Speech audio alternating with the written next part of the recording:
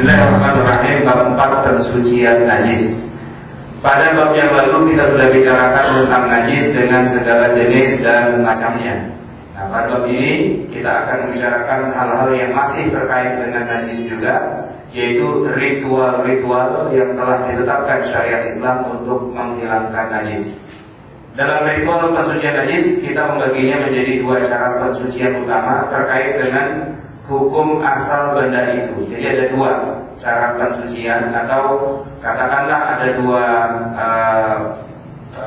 model pensucian. Pertama, pensucian benda yang asalnya merupakan benda najis agar menjadi benda yang suci kembali. Jadi benda ini memang bukan benda suci, dia aslinya benda najis. Nah, bagaimana agar benda yang emang udah dari sononya benda najis disulap, simsalabim, berubah jadi benda yang tidak najis, benda yang asalnya merupakan benda, ternyata dalam kasus tertentu, enggak semua tentunya, dalam kasus tertentu bisa diubah menjadi benda yang suci.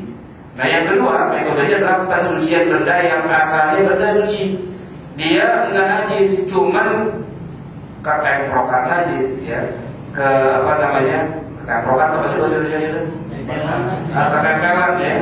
Nah, ketempelan najis lah, kena najis gitu ya. Jadi ada dua, ada benda yang memang aslinya dia benda najis, itu bagaimana caranya mengubah dia menjadi benda yang suci. Dan yang kedua, benda itu suci tapi ketempelan atau terkena najis, nah bagaimana boleh mensucikannya. Kita akan membahas kedua-duanya pada malam hari ini. Yang A, yang pertama, mensucikan benda yang asalnya najis. Najisnya suatu benda tidak ditentukan oleh rumus kimia tertentu. Sebab najis itu bukan ilmu kimia, tetapi ditentukan oleh Allah Subhanahu wa Ta'ala dalam syariat yang diturunkannya. Jadi najis itu rumus kimianya apa? Nggak ada rumus kimianya. Jadi najis itu kita tahu ini najis atau bukan, dari mana kita bisa bedakan? Ya kalau Allah dan Rasulnya bilang itu najis, ya najis. Kalau Allah nggak bilang najis, Rasulullah tidak bilang najis, ya udah bukan najis, gitu aja. Gampang, simpel, sederhana. Kalau ada ayat atau hadis yang bilang itu najis, najis lah. Tapi kalau nggak ada ayat atau hadisnya dan para ulama juga tidak menemukan di mana-mana, ya bukan najis. Jadi rumusnya bukan rumus kimia. Sehingga apakah suatu benda itu najis atau tidak, kita tidak bisa membuat rumus kimianya, juga tidak ada formulanya. Nah, formula yang kita pakai semata-mata adalah formula teks syariat. Artinya kalau dalam nas Quran ada nas Quran atau hadis ada benda yang tidak najis, maka hukumnya najis. Sebaliknya, bila tidak ada, ya berarti tidak ada. Maka sebagaimana hukum najis itu datang dari Allah, sebaliknya juga berlaku bahwa ketidaknajisan suatu benda juga datang dari Allah. Ya. Jadi ini najis, Allah yang bilang. Terus kapan dia jadi nggak najis? Ya sesuai dengan ketentuan Allah juga. Walaupun misalnya benda itu kalau secara fisik ini benda najis, masih ada najisnya, tapi kata Rasul percikin aja dengan air, cuma dipercikin doang. Nah, padahal air kompor bayi itu masih ada.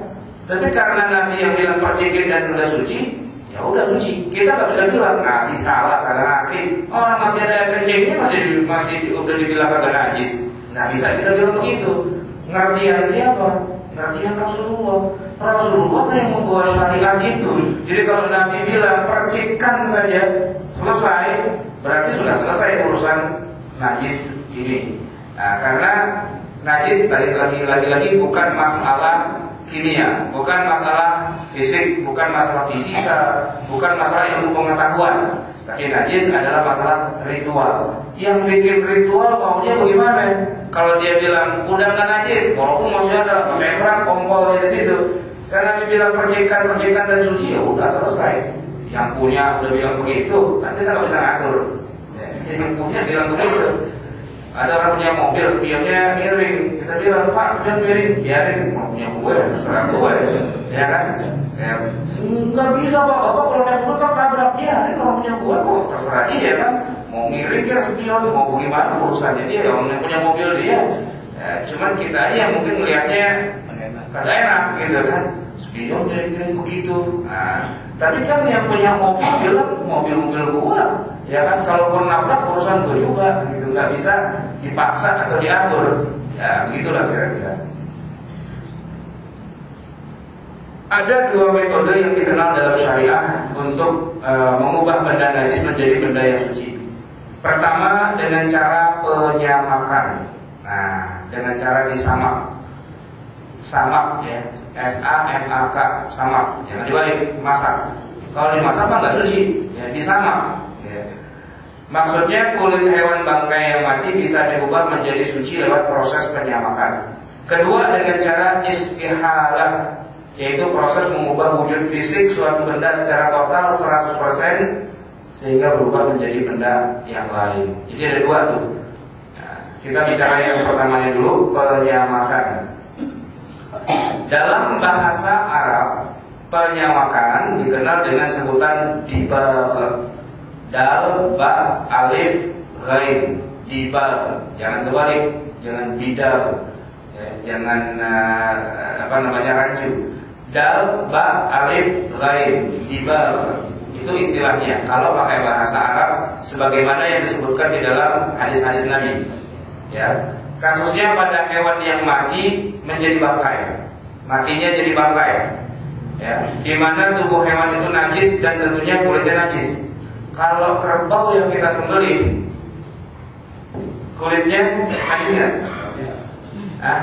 Kita motong kerbau ya Pak ya? Di mana Pak? Di leher. Bukan di depan masjid, bukan. Potong kebo di leher. Nah, begitu kebo itu sudah meninggal dunia, terkaparlah dia. Pertanyaannya, kulitnya najis nggak? Kulitnya enggak. Kalau kulitnya najis, dagingnya najis juga dong berarti. Namanya kan udah disembelih berarti sudah suci. Semuanya suci, kecuali ada juga yang enggak. Kainnya, energinya enggak boleh. Memang darahnya juga darah najis. Tapi selain itu tubuhnya semuanya suci, otaknya, sumsumnya. Ya, kalaupun ada janin di dalam tubuh hewan itu, nah, emaknya atau induknya disembelih, maka janinnya pun juga sudah dianggap disembelih juga, jadi sah dimakan. Kulitnya suci. Ya. Nah, kita nggak bicara yang itu, kita bicara ini ada hewan, taruhlah misalnya kambing, ya, ketabrak, gitu, kan mati. Jadi bangkai kan, boleh nggak dimakan dagingnya? Nggak boleh, ya kan? Nah sekarang kulitnya boleh nggak dikelet, terus disamak, dan bisakah dia berubah menjadi suci? Jawabannya bisa. Ya, dengan penyamakan kulit hewan yang tadinya najis berubah menjadi tidak najis. Apa dasarnya? Ya dasarnya sabda Nabi, "Idza tubighal ihabu faqad tahura." Ya, apabila kulit telah disamak, maka sungguh dia telah suci. Maksudnya kulit hewan yang matinya sebagai bangkai. Kalau yang matinya nggak sebagai bangkai, yang tadi kulit sapi disembelih, ya nggak usah pakai disamak lagi. Ya, makanya ada sop kulit apa istilahnya? Sate kikil ya. Kerupuk kulit itu boleh, nggak usah pakai disamak mau bisa dimakan. Nah, jadi kulit kalau memang hewannya disembelih dengan cara yang benar, kulitnya boleh dimakan. Ini yang masalahnya sekarang disamak, ya. Hewannya mati kemudian disamak. Kalau disamak nggak bisa dimakan lagi. Kalau udah disamak nggak bisa dimakan, jadi sepatu. Sepatu mau dia pakai, mau disok, nggak bisa. Kalau sucinya suci, tapi boleh nggak dimakan? Ya kalau bisa sih dimakan boleh kali. Sepatu, dompet, atau gesper, tas, jaket. Ada orang bukan jaket kulit, kulit sudah disok. Sop sepatu, iya mungkin ada teknologi baru.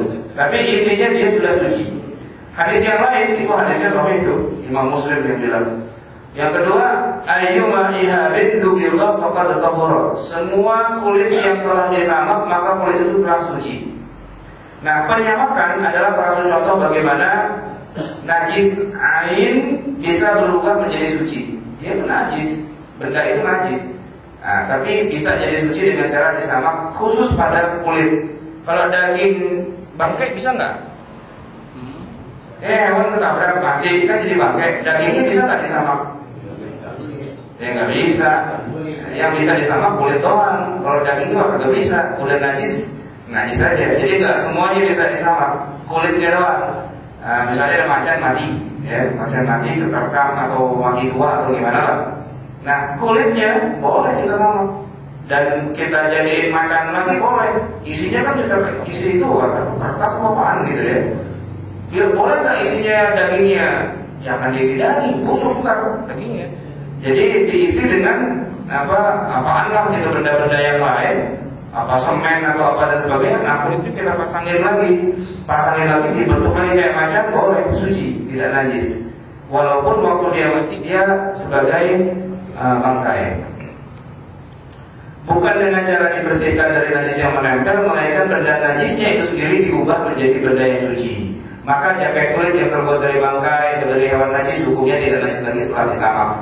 Di masa sekarang banyak orang pakai jaket terbuat dari kulit buaya, kulit macan, ular, hewan buas lainnya. Nah, sekarang pertanyaannya adalah mazhab Syafi'i tetap mengatakan najis bila kulit babi atau kulit anjing yang disamak. Kenapa? Dalam pandangan mazhab ini anjing dan babi adalah hewan yang level kenajisannya berat, mughalladhah, sehingga apapun dari bagian tubuhnya tidak bisa disucikan lagi. Itu yang pertama, masalah penyamakan. Sama dalam bahasa Arabnya apa? Dibal, ya, dengan sabda Nabi, "Idza nubiqal ihabu faqad tahura." Ada pertanyaan enggak di sini? Enggak. Ya. Nyamak itu apa sama kita? Nah, nyamak itu apa? Menyamak intinya adalah pada kulit. Jadi kalau tadi bilang daging bisa nggak disamak? Nggak bisa. Tulang nggak bisa. Yang namanya menyamak itu kulit dibentangkan, kemudian dikasih katakanlah ramuan, ya ramuan apalah. Tiap daerah punya ramuan sendiri-sendiri, obat atau apa gitu, yang membuat dia menjadi kering dan tidak busuk. Nah, beda dengan daging. Daging itu dikasih apa? Kalau dibentangkan, dia lama-lama jadi busuk. Kalau kulit dibentang gitu, kemudian dikasih obat tertentu atau ramuan tertentu, dia nggak busuk, dia mengeras, jadi sol sepatu, ya lama-lama jadi keras. Nah, proses mengubah kulit yang harusnya jadi busuk, kemudian berubah jadi keras, itulah yang dikatakan sebagai penyamakan. Dengan dijemur begitu saja, atau dengan menggunakan alat-alat atau bahan-bahan tertentu. Intinya bagaimana membuat kulit itu tidak membusuk tapi mengeras. Nah, kalau udah keras nggak busuk, beda nih. Tadi ada kucing mati misalnya ya, kucing mati kita buang begitu aja atau kita kuburin, ya nggak lama 2 bulan juga busuk itu. Bukan cuma isinya tapi kulitnya juga busuk, gitu kan? Apa yang membuat dia busuk? Ya bakteri dan sebagainya. Nah, maka bakterinya itu yang sebenarnya dimatikan dengan obat itu atau dengan ramuan itu. Dibentangkan, dijemur, dikeringkan, dikasih obat, mati bakterinya dan dia nggak busuk-busuk seterusnya. Gitu. Itu yang namanya menyamak. Nah, tiap daerah pasti punya teknologi khusus untuk menyamak kulit itu. Apalagi sekarang sudah ada teknologi kulit. Jadi kulit yang cuma tipis bisa jadi tebal, bisa jadi warnanya macam-macam dan sebagainya.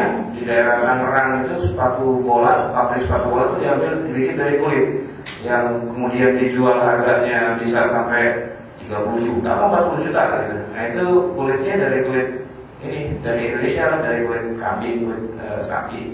Pak Latif mungkin tahu atau ya, yang jago, yang dari sejak masa lalu sudah membahas masalah kayak gitu. Baik, ada lagi pertanyaan tentang nyamak ya? Silakan dulu ya, silakan. Kalau kita tahu ada misalkan kambing ketabrak mobil, ya, sekarat, ada yang inisiatif dan disembelih aja, Bismillah gitu. Boleh, selama dia belum menghembuskan nafas yang terakhir.